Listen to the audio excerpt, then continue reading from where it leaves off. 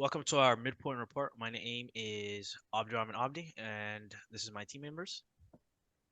My name is Bang. My name is Albert. I'm Alexis. I'm Nolan. I'm not. As our previous project report we did do, our project now consists of a completely functional group to-do listing project that essentially allows users to make groups, invite people to join their groups, and give them tasks to do in which they can record the completed date, the time when it was assigned to them, and even have the ability to send out notifications to other team members so that they can go ahead and inform that the task is done. I'm going to go ahead to the next slide. So the three tables and classes that we've divided in this database for our data is user, group, and task tables. And users within these classes have a one-to-many relationship. So owners and members in a group, there can only be one owner of a singular group, but all groups can have multiple members. So this is like an example of the one-to-many relationship.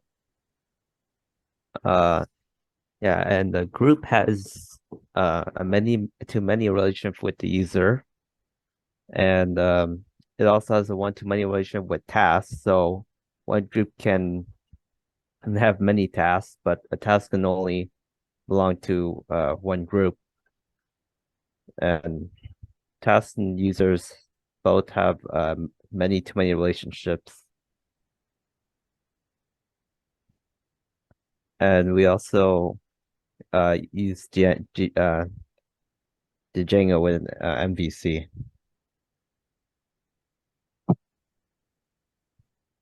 For the implementation, what we have been completed so far is the basic version of user and task table in the backend of the database. We established endpoint to these tables for API calls and front-end requests. We also implemented the backend logic for the login and register to create a new user. We also established the front end and the back end connection with Axios. We implemented a simple version of login register and homepage, and the simple UI for creating a new task.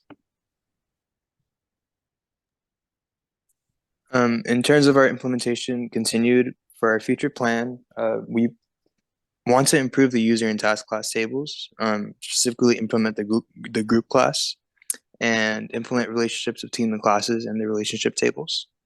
We also want to implement the required features such as group invitations, assigning tasks, updating task attributes, and also adding email notifications when tasks are continuously updated.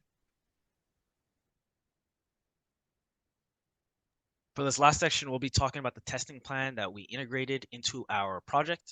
We went through two types of testing with the unit and integration testing. For unit testing, are essentially our basic functions.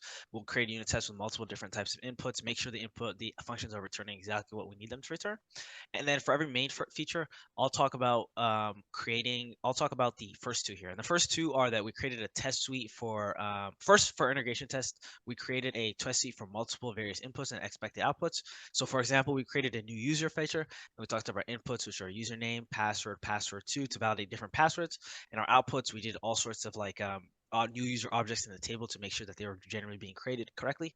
And an edge case we ran into was that two users with the same name, simple passwords, such as 12345, empty username, or empty passwords, empty different passwords to validate. And this basic edge cases that we would need to worry about when we're doing our invitations and our assignments in the database.